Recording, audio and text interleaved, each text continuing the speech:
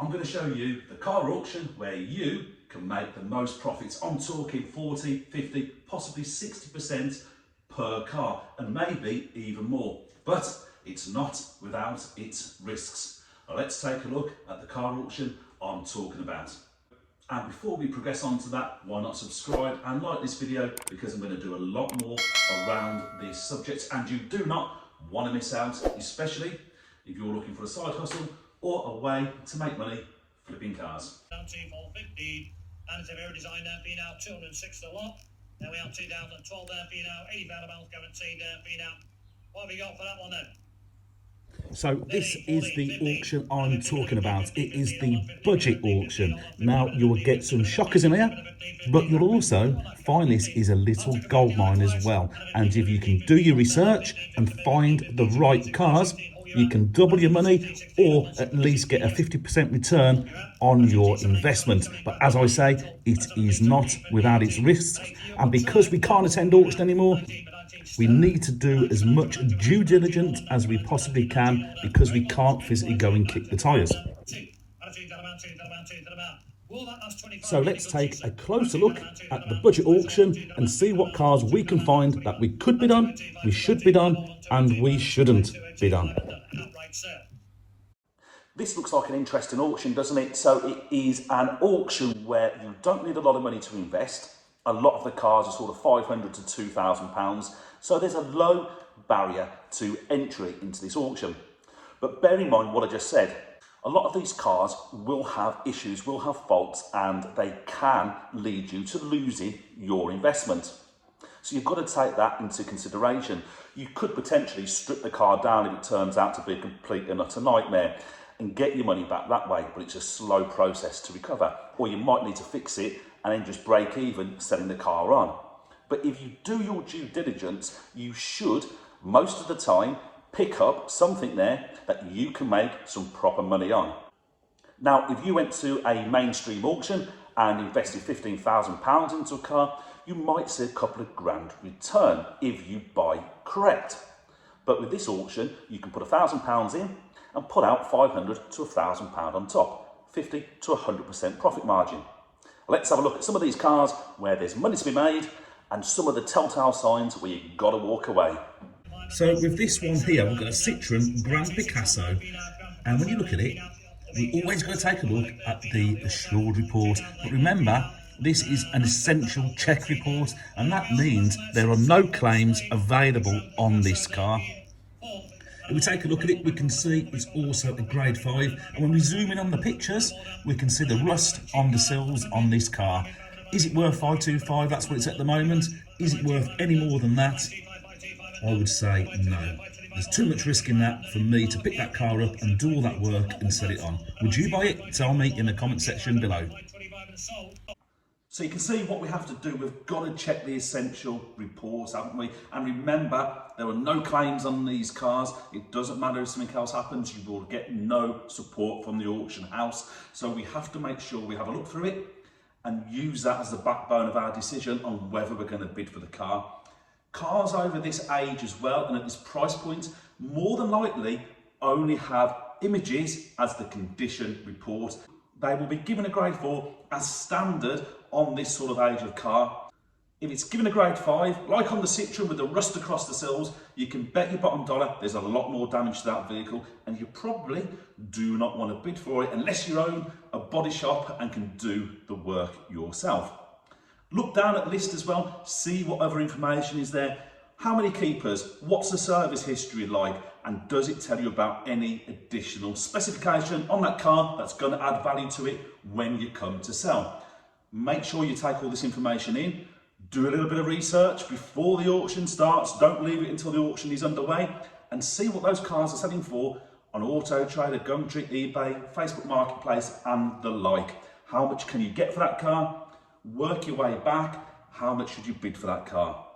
Always leave a small contingency fund there just in case there is something that you need to fix prior to selling that car. Now, one telltale giveaway is that if there's lots of bids on a car, it's likely everyone else has done their due diligence and that car is worth bidding on and buying, so it will fetch a slight premium. Look out for those ones. They could be the ones, if you're happy to take 400 or 500 quid out of it, might be the ones to buy. Down to 450, and it's a very design there for you now, 206 the lot. Then we have 2012 there for you now, 80 pound a month guaranteed. So this could be the one, couldn't it? A Vauxhall Zafira, 7 seats, manual, petrol, so flavour of the year at the moment. It's a grade 4, so there's every chance it's in a half decent condition as well.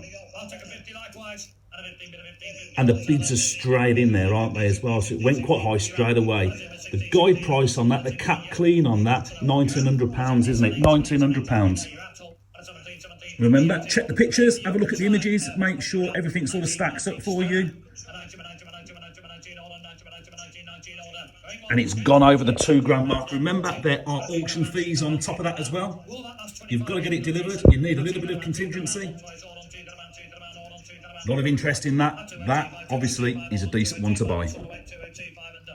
So as you saw on that one, there was a lot of interest, wasn't there? And it went over the guide price pretty quickly. So you can tell people have done their research on that. If other people have done it, if other people are bidding, it's probably a good one for you to buy. But just make sure you check what you can sell that car for. And make sure you include that little bit of contingency in case there are a few issues that you have to sort out. Let's take a look at another example. We've got a BMW 1 Series here now, and if we look at the essential check report, we can see it's got quite a few warnings on it. So we're going to have to spend some cash on this, aren't we? And if we look down here, it is a grade 4, so we hope the bodywork isn't too bad. But when we look at it, it's got more lights than Blackpool Illuminations. It's stalled around £600. He's asking Jonathan, who is the vendor, whether he can let it go for that. And even Jonathan doesn't want it. With all those lights on, I'm not surprised. Let's get it gone. So would you take the risk on buying that car? Tell me in the comment section below if you would. So let's take a look at this one now. It is a Ford Focus. But we can see it's got an engine starting problem, but it is purely down to the battery. It says the battery state of health is not good, so we know we're going to need to stick a battery on. It's a grade 4, and when we look at the information on it, we can see there's no lights on the dashboard. And when we look further down at the info, we can see the MOT has expired. We need to check the MOT database and see what it failed on last time. We can see there's no additional information on the condition report. And then when we get underway with it, we don't want to be spending too much because we've got to make sure we've got enough money to cover the MOT costs. So it's got to come at a sensible price, but it's a popular car. It's a Focus, it's a manual, it's a petrol, it's got low number of keepers, just the 2, and it's got 11 services, so it's been looked after.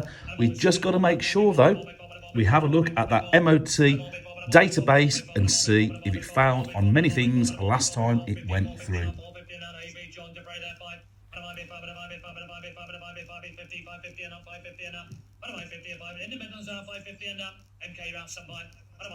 Seems like a cheap car, could be worth the risk.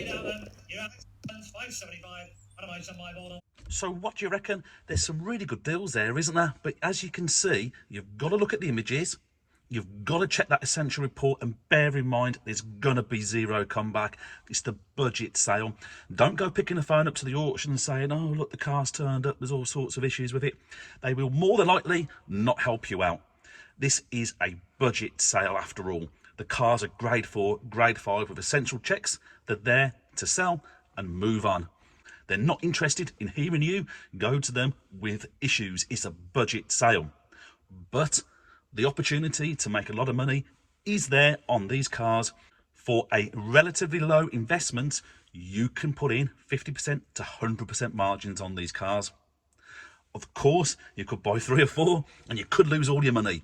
You take your chances, don't you? It is entirely up to you whether you go down this route and try the cars from here. But if you're looking for a low-cost way to get into this business, there's a very good chance you can make some money at one of these auctions. Now, all the auction centres will have these budget car sales. The only problem we have these days is that, of course, we cannot go and attend and kick the tyres.